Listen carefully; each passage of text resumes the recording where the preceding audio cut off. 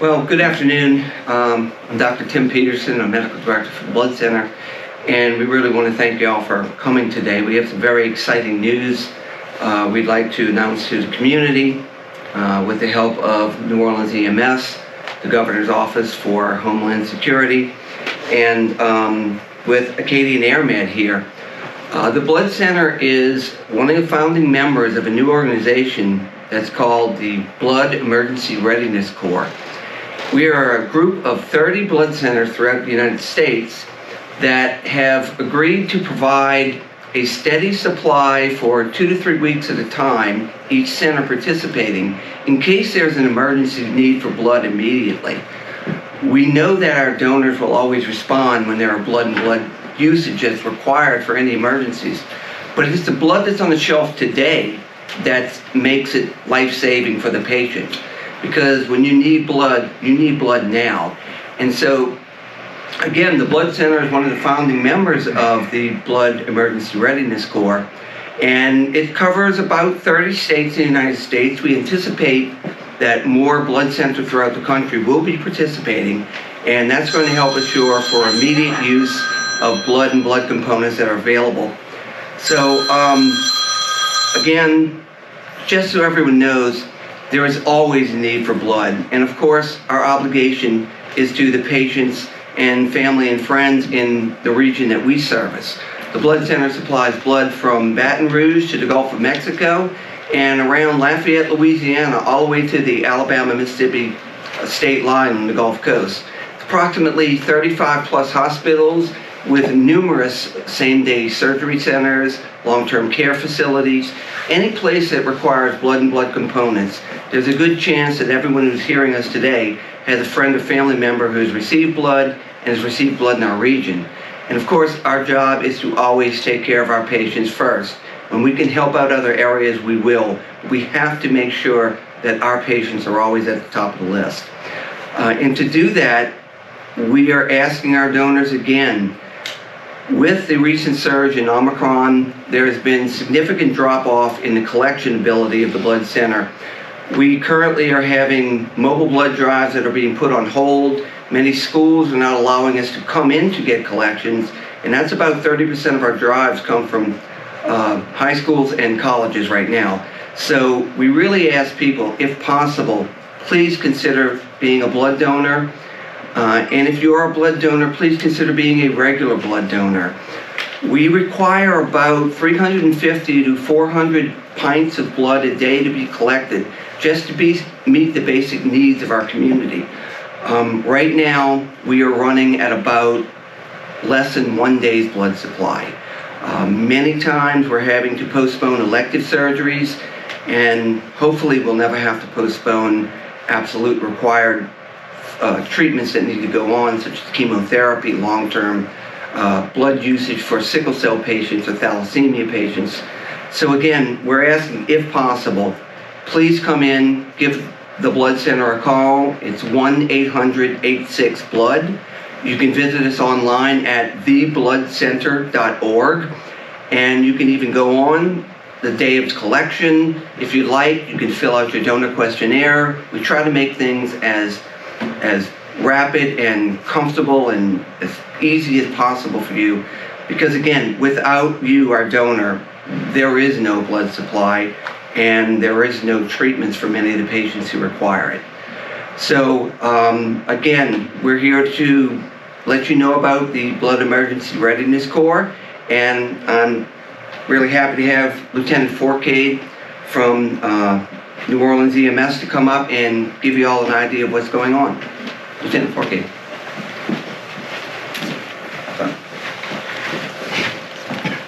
All right, thank you, Dr. Peterson.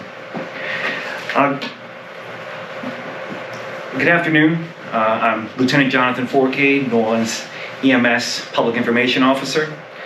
New Orleans EMS is the only ground ambulance service providing 911 pre-hospital emergency care to the visitors and residents of Orleans Parish, with just over 69,000 calls for service in 2021.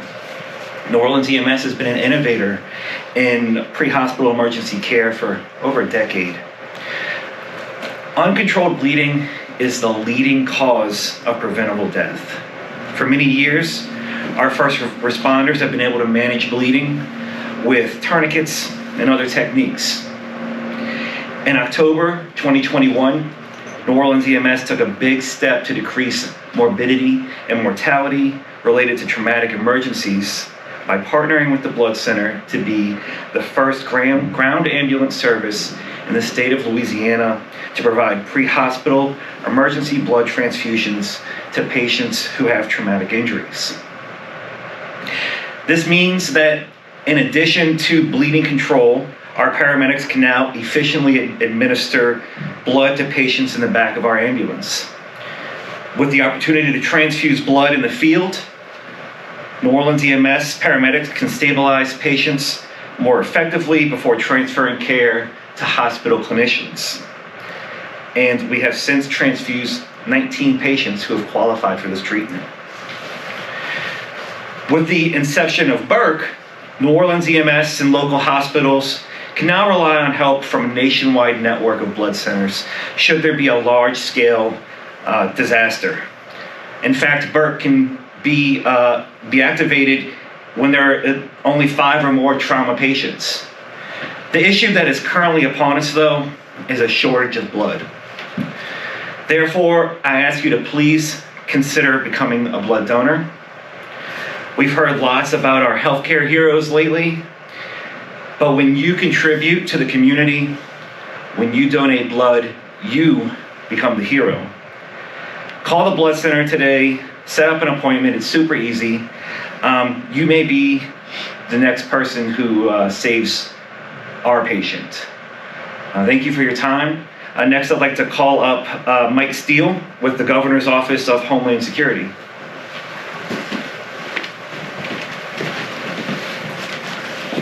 Thank you. My name is Mike Steele. I'm the Communications Director for the Governor's Office of Homeland Security and Emergency Preparedness, or GOSEP. I kind of want to echo what Lieutenant Forcade was talking about.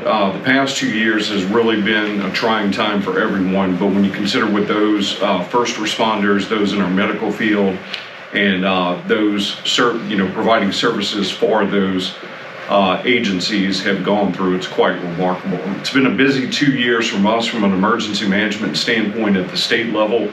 Going back almost 2 years now, we've pretty much been under constant activation since the COVID crisis first began. We see things like this typically become a factor when things like transportation become limited.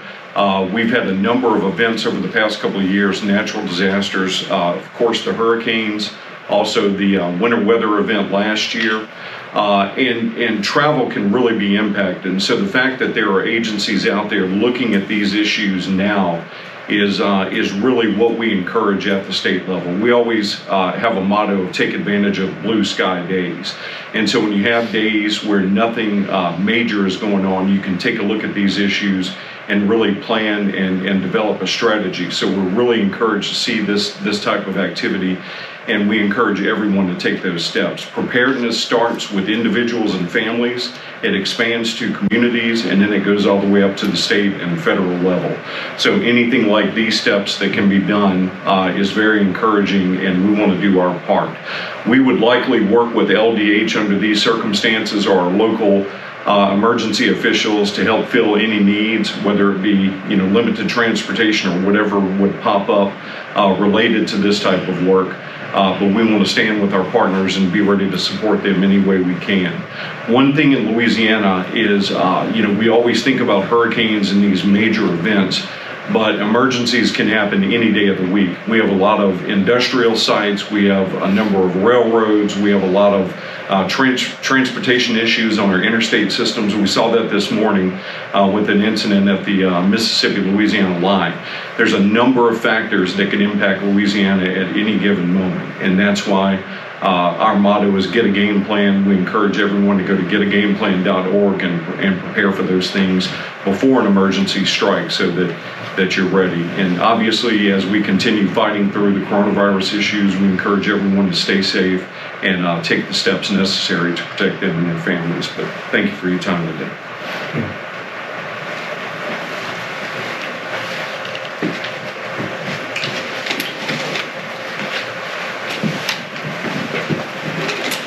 Hello, my name is Tony Blanchard. I'm with Acadian Ambulance and Air Med Services.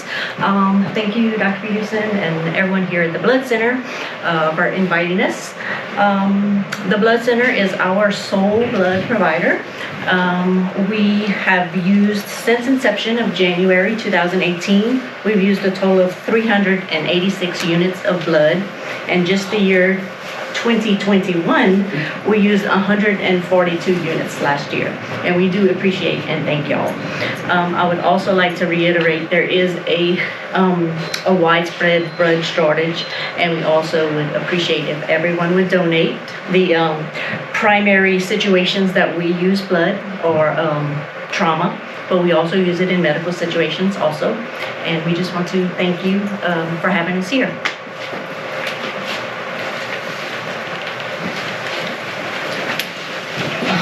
Well, again, thank you. Oh, Dr. Cantor's here. Thank you. Sorry, Doctor. Thanks so much, Dr. Peterson. And my sincerest thanks, Dr. Peterson, to you and your team at the Blood Center. You talk about a team of folks that work in the background and really get recognized for the work that they do. In addition to serving as a state health officer for the state of Louisiana, I'm also a practicing ER doc here in New Orleans. And I can tell you that when we order blood on a patient, which happens every day, multiple times a day, number one, as you mentioned, seconds count. And number two, rarely do we ever think about the folks that helped get that blood there. Process it, get it ready, make sure it's safe. And that starts with the people that give the ultimate gift of donating blood. I think that's really what my biggest ask here is of you is this program is so important to Louisiana. As Mr. Steele said, we have many events here, we have many weather events, and I don't have to remind folks what time of year it is right now where we're on the calendar. So having a support network that can support us if, God forbid, we have the need is very, very important. I would venture to guess we're probably going to be the recipient of this aid, more than most locations would. So, time is of such the essence, and Dr. Peterson and Lieutenant Fortier mentioned this. When we give blood, particularly in a trauma situation, literally seconds count. And I can tell you stories of patients that would have survived if they had gotten to us 2 or 3 minutes earlier, or if we were able to get them blood a little bit earlier, or if they were able to get blood in the field by EMS. Seconds and minutes literally are the matter of life and death when it comes to blood, and having just a day's blood supply on hand, I think, makes me nervous. So I'm thankful for this program. I'm thankful to have a network of blood centers that will support Louisiana, should we, God forbid, need it. But this only works if people are generous enough with their time to donate blood. It's a safe procedure. Anyone can do it. You feel fine afterwards. I've done it many times myself. So looking ahead, rather be safe than sorry. And I'll say this, nobody wakes up in the morning thinking they're going to need blood that day. So give the gift of blood. It's going to help someone who had no idea they would need it. And thank you so much. Dr. Peterson. Thank you. Again, thank all of y'all for being here and helping us get the word out to, one, ask our donors to please continue coming to be a donor. We asked you for a donation of blood, but we really are asking you something much more important, and that's your time. And that's probably the most valuable thing all of us have, and that we can give to someone else. And truly, an hour of your time can mean a lifetime to a patient who needs it. So thank you for being here. Thanks to all of our representatives. Without their help in the field, patients would certainly have a harder time going at it, and their unselfish time and effort that they put into it are saving lives just like our donors do. So anything that anyone can do to help us with blood and blood donation, please contact us. We're available to set up blood drives at any location, any time, pretty much any organization. And again, we really need your help because there's no way we can manufacture it. We can only get it from the kindness and the generosity of our donors in our region. So thank you very much for being here. Really appreciate it. Any Any questions? What is the shelf life for a pint? Currently, red blood cells are able to be kept in the refrigerator for up to 42 days. Plasma may be frozen for up to 1 year, and platelets, which we use enormous amounts in both trauma and in chemotherapy, bone marrow transplant situations, are only good for up to 7 days on the shelf. So we really have a limited time span where we're able to have products that are readily available, especially in a trauma situation for Dr. Cantor. The product has to be on the shelf, ready to go, because when a donation comes, it takes about a day to 2 days to have all of the required FDA testing to be done.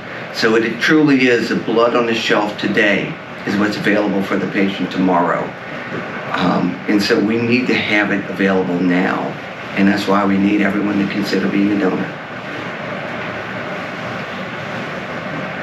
It's estimated that about 5% of the eligible population in the United States donates blood.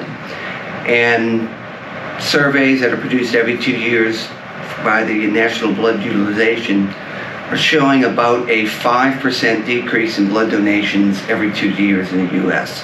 And currently it's estimated that about 7 to 8 million people provide all the blood used in the United States for an average of about 1.5 donations per donor per year. So it's a very small group of people that are providing almost all of the blood components in the United States. And if anyone has ever donated once a year, would donate twice a year, we'd have very little shortages. And if someone who's never donated just tried once a year, we'd be much safer for ourselves, our friends, and our families. Thank you all very much for helping us out. I really appreciate it. Has BERC ever been activated? BERC has been activated. The emergency readiness has been activated at least 3 times since November of 2021. There's an example of course, we know about the Kentucky tornadoes. A lot